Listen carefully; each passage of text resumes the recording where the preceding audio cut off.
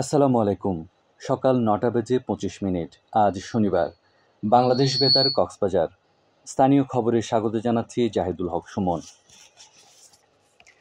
প্রধানমন্ত্রী শেখ হাসিনা গতকাল আহতদের যথাযথ চিকিৎসার আশ্বাস দিয়ে বলেছেন, দোষীদের উপযুক্ত শাস্তি দিতে হবে যাতে কেউ আর দেশবাসীর জীবন নিয়ে ছিনিমিনি খেলতে না পারে। শিক্ষার্থীদের কোটা সংস্কার আন্দোলনে হামলার শিকার হয়ে ঢাকা মেডিকেল কলেজ হাসপাতালে চিকিৎসাধীন আহতদের দেখতে গিয়ে প্রধানমন্ত্রী এই মন্তব্য করেন। যারা এই ধরনের জঘন্য কাজ করেছে তাদের খুঁজে বের করার জন্য তিনি দেশবাসীর প্রতি তার আহ্বান পুনর্ব্যক্ত করেছেন। প্রধানমন্ত্রী বলেন, আহতদের চিকিৎসার জন্য যা যা প্রয়োজন সরকার তা করবে, যাতে আহতদের চিকিৎসা দেওয়ার ক্ষেত্রে কোনো ত্রুটি না ঘটে। তার সরকার জনগণের আর্থসামাজিক অবস্থার উন্নয়ন এবং জনগণের উন্নত জীবনযাপনের জন্য প্রয়োজনীয় সব পদক্ষেপ বাস্তবায়ন করছে বলেও জানান সরকার প্রধান। এদিকে চলমান পরিস্থিতিতে কক্সবাজারে পর্যটন শিল্পের ক্ষতি হয়েছে প্রায় ২৫০ কোটি টাকা। শিক্ষার্থীদের কোটা সংস্কার আন্দোলনকে ঘিরে গত ১৭ জুলাই থেকে বিদ্যমান পরিস্থিতির কারণে পর্যটক না থাকায় এই লোকসানে পড়েছে সমুদ্রনগরীর পর্যটন সংশ্লিষ্ট ব্যবসায়ীরা। মোটেলগুলোতে আগাম রুম বুকিং বাতিল করেছেন পর্যটকরা।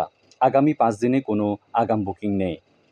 এতে করে পর্যটক শূন্য হয়ে পড়েছে সৈকতকেন্দ্রিক ৫ শতাধিক মোটেল। এই অবস্থায় পর্যটন শিল্পে প্রতিদিন কোটি কোটি টাকার ক্ষতি গুনছেন পর্যটন ব্যবসায়ীরা।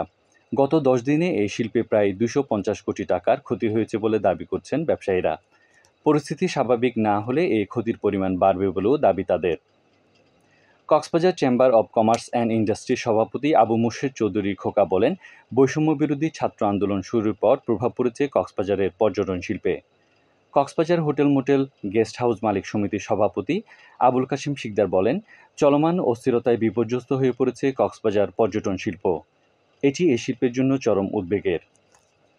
পরিস্থিতি স্বাভাবিক রাখতে সেনাবাহিনীর সদস্যরা টহল দিচ্ছে জানিয়ে অতিরিক্ত জেলা ম্যাজিস্ট্রেট আতাউল গনি উসমানী বলেন, আশা করছি শীঘ্রই সবকিছু স্বাভাবিক হবে।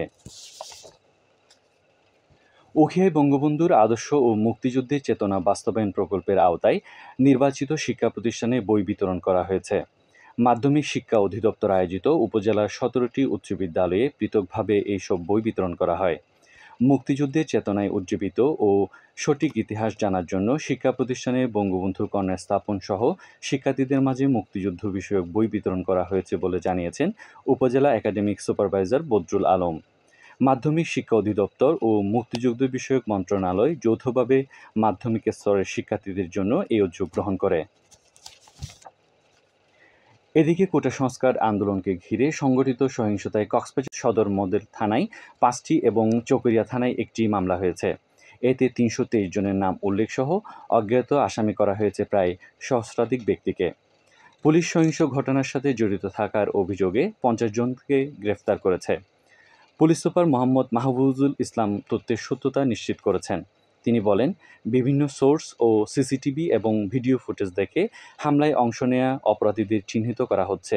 এই কর্মকাণ্ডে যে জড়িত থাকুক কাউকে ছাড় দেওয়া হবে না। এখন জানিয়ে দিচ্ছি বাঁকখালী নদীর মোহনা ও সংলগ্ন এলাকার সামুদ্রিক জোয়ার ভাটার সময়সূচি। আজ জোয়ার শুরু হয়েছে সকাল ৮টা ৫৫ মিনিটে, চলবে ২টা ৫৪ মিনিট পর্যন্ত।